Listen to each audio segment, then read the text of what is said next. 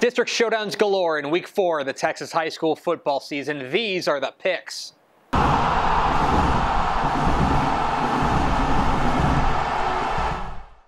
Welcome into the picks, your guide to the Texas high school football weekend. My name is Greg Tepper of Dave Campbell's Texas Football and TexasFootball.com. Thank you so much for tuning in. Week 4 of the Texas high school football season is upon us, and there is a bit of a caveat here.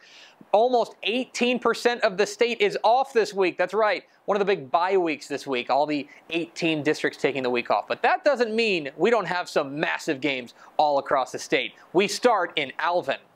7 o'clock Friday night at Memorial Stadium in Alvin. It's a must-see 5A clash in the Houston area as the Fort Bend Marshall Buffaloes take on the Manville Mavericks. What are the keys to this matchup? Well, key number 1, ball control. Yes, we'll get to the other part of that offense a little bit later, but both these teams want to run the ball. There are some instances in games where time of possession maybe isn't necessarily a determining factor, but here I feel like it will be. You've got two teams that want to keep the ball on the ground in large doses. For Manville, they want to give the ball to Ladarius Owens and Garrison Johnson. They've been pretty successful when they've done that. On the other side, for Marshall, Devin Ashane has been really special for this Buffaloes team. So, who can control the clock a little bit more? Who can ground and pound it? That's a big key in this one. Key number 2, home runs. Okay, when you think of Marshall and Manville, you're thinking of big plays, and make no mistake, there are going to be some big plays in this game. Marshall's got a fantastic receiver in Dominic Houston Shepard who can take the top off the defense in a hurry, and on the other side, Manville quarterback Josh Coltrane is really settling in with his bevy of receivers on the outside. There are going to be a couple of big plays in this one. Which defense can hold down the opposing offense's home run ability? And key number 3, between the ears.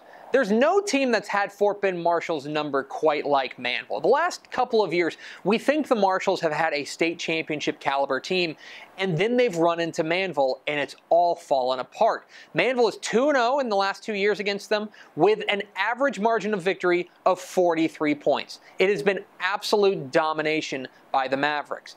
This is the monkey on the back for Marshall. Can they get past it, or will Manville's dominance continue? Who am I picking?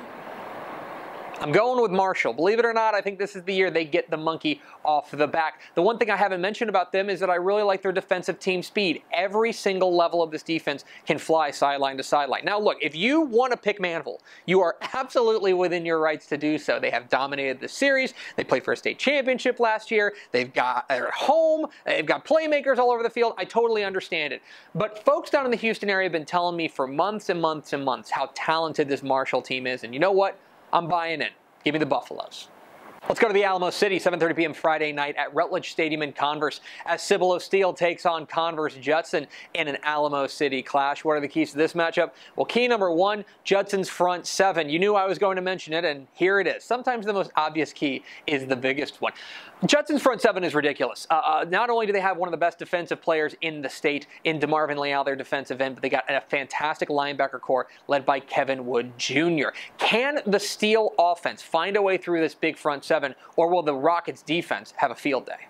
Key number 2, Steele's emerging playmakers. We had some questions about where the Knights were going to get their offense this year, and the answer has been the youth movement. Sophomore quarterback Wyatt Beagle's been very good. Sophomore receiver Daniel Jackson is lightning in a bottle, and this running back, DeQuavian Thomas, just a junior, has really emerged as well. So the future is very bright for the Knights, but what about the present? What do they do going up against probably the best defense they've seen this year in Judson? I'm really interested to see how these youngsters perform.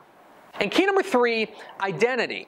Neither of these teams really have an identity right now, at least not one that we recognize. You know, for Converse Judson, we've always thought of them as a big explosive offense and then kind of a bruising defense. They got the bruising defense part, but the offense, kind of a bit of a work in progress. For Steele, it's always been about their defense, right? The Knights' defense has been excellent basically since the school opened, but the defense this year still kind of finding its way.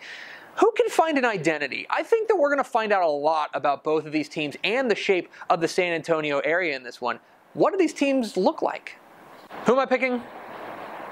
I'm going with Judson. Being at home certainly helps in this one, but I think that they've got a couple of playmakers in Sincere McCormick and Marvin Leal that can really step up and make the plays necessary to win this game. Again, very interested to see what these Steele youngsters do on the big stage, but for now, I'm going with the more veteran squad. Give me Judson. 7:30 p.m. Friday night at Hawk Stadium in Texarkana. It's a fantastic matchup of unbeatens as Gladewater takes on Pleasant Grove.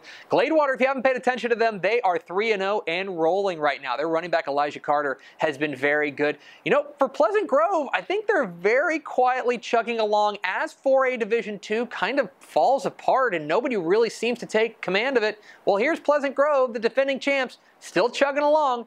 I think Pleasant Grove holds serve at home. 7 o'clock Friday night at the Field in Pflugerville. It's a must-see Central Texas district clash as the Hendrickson Hawks take on the Vandagriff Vipers. And, you know, Hendrickson's got this very bold strategy to just beat the tar out of everyone that they play. They've played 2 games. They've won their games by an average of 49 points. That is ridiculous. Their quarterback, Blaine Barker, has been fantastic. But now they're going up against an outstanding defense led by Jax McCauley. This Vipers defense is for real. They showed it last week, and they've shown it every single week this year. This is strength on strength at its best. For now, I lean a little bit towards Hendrickson, but keep an eye on this one.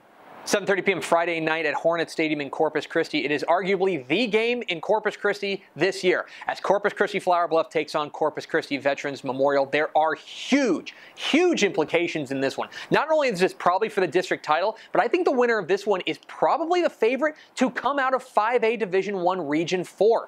That's a spot in the semifinals on the line. This is a huge, huge game, strength on strength here. The Vets do-it-all athlete David Soto going up against this Flower Bluff defense with Javaris Lawson. It's almost too close to call. I got to make a pick, so I'm going with the home team. Give me Flower Bluff.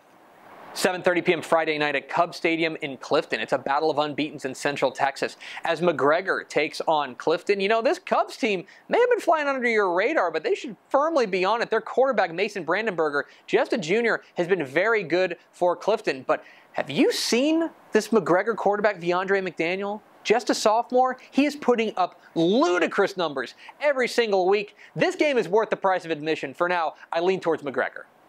And 7 o'clock Friday night at Memorial Stadium in Stephenville. It's a 4A clash between Midlothian Heritage and Stephenville. You know, this Yellow Jackets squad has running back Chris Novak and a pretty solid defense, but they do not want to get in a shootout with Midlothian Heritage. This is not a game you want to run up the score because Landon Ledbetter and company are rolling right now. They don't want that smoke. I think that this game is very close. The lower scoring this game is, the more it benefits Stephenville. For now, though, I think Heritage comes away with a win.